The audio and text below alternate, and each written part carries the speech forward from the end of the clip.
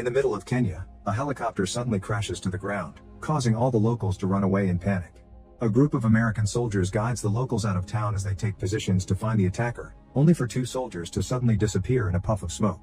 The group immediately opens fire at an invisible enemy, but when the leader turns around, he sees something explode. The discharge sends him flying and knocks him out. Sometime later, the soldier wakes up in a prison cell with no memory of where he is, how he got there, or even his name. There's a serious cut on his arm, the police station is in ruins, and the power is failing. Desperate for answers, he looks around and discovers a loose brick on the wall, so he takes it off to look outside, only to discover a helicopter crashing to the ground in the area in complete chaos. He starts yelling for help, but this causes the prisoner in the next cell to scold him because making noise will get them killed. Her name is Nadia and she's a French doctor who had been working in a foreign aid hospital for a little over 2 years. As a loud stomping noise outside causes the building to start shaking and power outlets to spark, Nadia explains the entire planet has been invaded by machine-like aliens. Terrified, the guy starts yelling for help through the hole again, ignoring Nadia's warnings. Unfortunately she's right and soon a bunch of men enter the police station looking for trouble. After killing the hostage they brought, they remember that there's a special reward for catching Americans, but Nadia can't understand what they're saying. The American reveals he can speak their language and tries to negotiate, but they only laugh as they let him out. The soldier immediately starts fighting the group leader, exchanging a few hits before they end up falling through the window.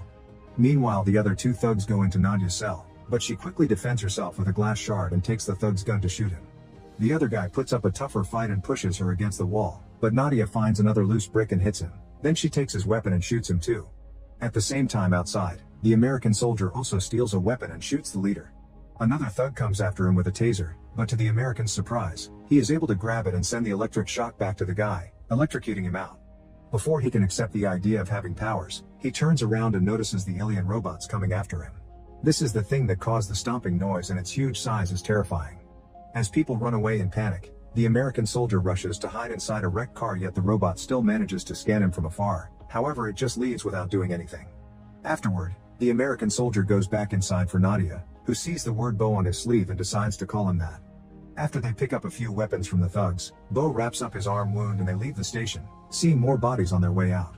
Bo wants to reach the US Army base, but Nadia thinks it's pointless. Everyone is probably already dead and they won't be able to call anyone for help because 8 days ago every satellite fell out of the sky. It's too dangerous to be alone on the road, but Bo doesn't want to stay and do nothing. He wants to fight. In the end Nadia accepts to go with him. They gather all the water and food they can find, doing their best to ignore the bodies lying around, and they take off in a stolen car. Bo sometimes can see memory flashes of a fight in his mind, but he can't make sense of them. While they drive down the road, Nadia explains she can fight because she used to be a doctor for the army, so she received some training too. Suddenly a few bullets go through the car window and they have to stop, only to discover they're surrounded by Kenyan soldiers.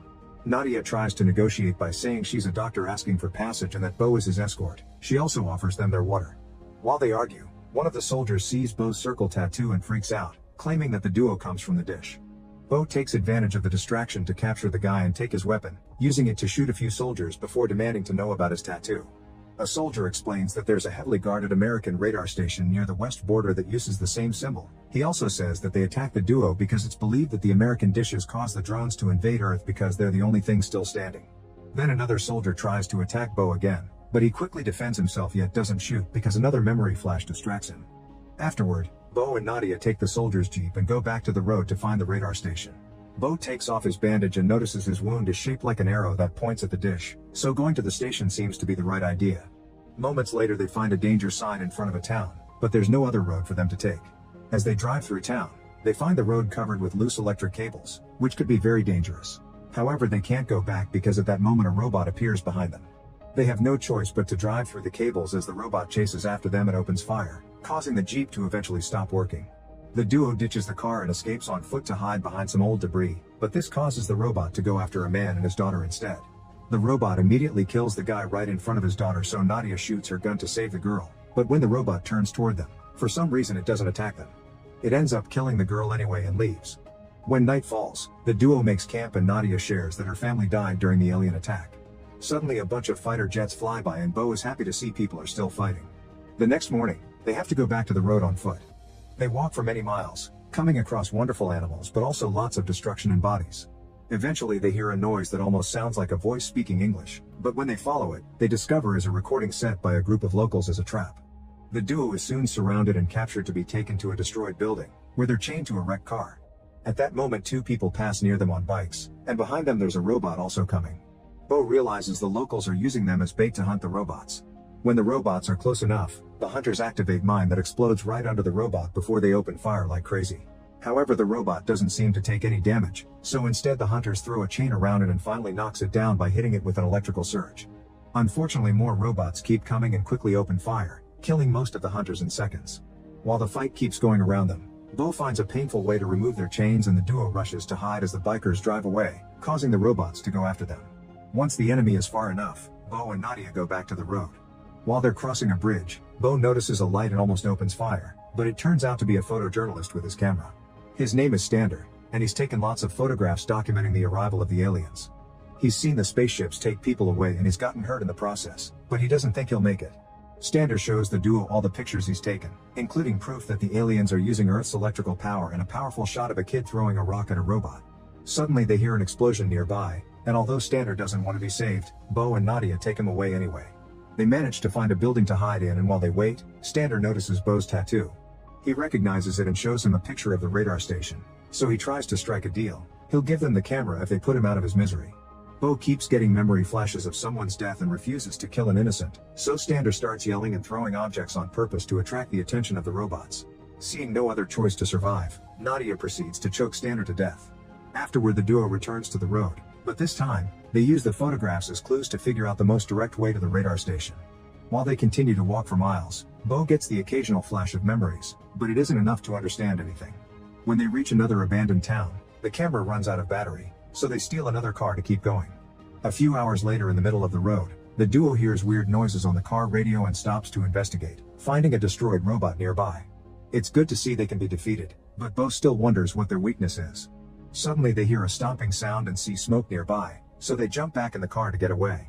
At that moment, hundreds of robots appear behind them and start chasing them with open fire, so the duo ditches the car and runs to hide inside a house. They go down to the basement and cling to each other in fear, but before they can share a kiss, the roof suddenly starts flying up. The alien spaceship starts sucking up the couple as well, but in just a few seconds, Bo is dropped to the ground and only Nadia is taken away. Flashes of memories go through his mind before he falls and loses consciousness. Later, when Bo wakes up, he discovers his leg is hurt. After removing the debris from the wound, he has no choice but to continue his journey alone, walking slowly and weakly because of the state of his leg. Eventually he finally makes it to the radar station, but he's devastated to discover everything has been destroyed by the aliens, including the dish. After noticing the graffiti on the wall is fresh, he decides to find the people behind it and comes across another town. Once he reaches the streets, he finds a bunch of people running away from the robots and he's surprised to see this group has a special device that allows them to defeat their enemy. At that moment, two robots appear in front of him, but these ones are a different model. They come close to him and scan him but leave without doing anything. This triggers proper memories in Bo's mind, and he remembers shooting a rocket at a robot. A teammate of his got seriously hurt in the process, so Bo had to put him out of his misery. The sudden memories cause Bo to pass out. Sometime later, he wakes up to discover he's been rescued by the locals and brought to a shelter. After a doctor takes care of his leg injury, Bo meets his saviors Kara and Juma and tells them his story. Juma explains Nadia isn't coming back because those ships never return the people they take, and Kara wonders why the aliens took Nadia but not Bo. Desperate for answers, they take Bo to meet an engineer called Roderick, who has built the EMP devices that can bring down the robots and is now working on a bigger one.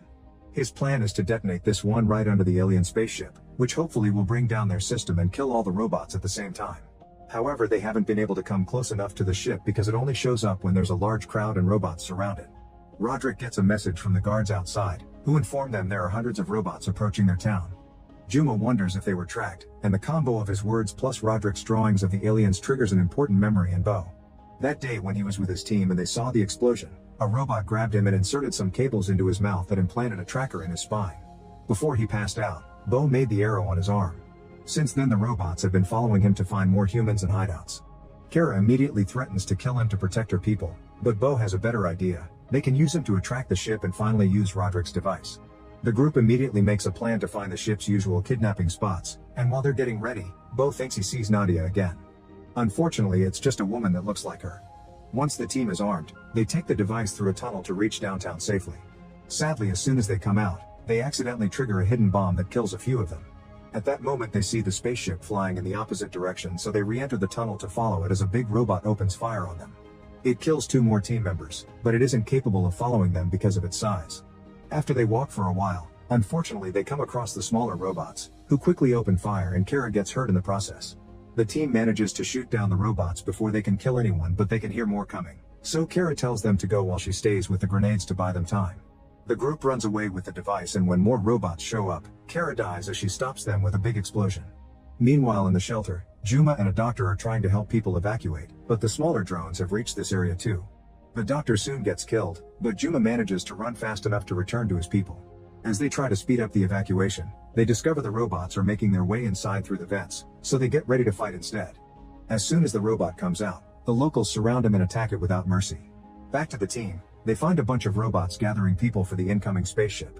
Bo throws one of Roderick's EMP grenades at one of the robots to destroy it, and this distraction allows people to start running away.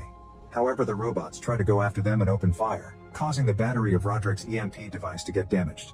While Roderick tries to fix it to no avail, Bo remembers the picture and throws a rock at the robots to distract them, but they only glance at him before attacking people again.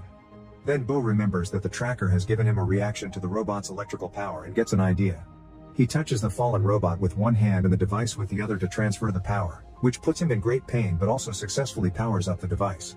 An EMP explosion immediately goes off, not hurting anyone but bringing all the robots down in seconds, including the ones in the shelter. As power goes out in the whole area, the spaceship also starts falling and eventually crashes on Earth in another huge explosion. While the people around them realize the war against aliens is finally over, Roderick checks on Bo, who is finally getting the rest of his memories back. However, he decides to keep his name as Bo.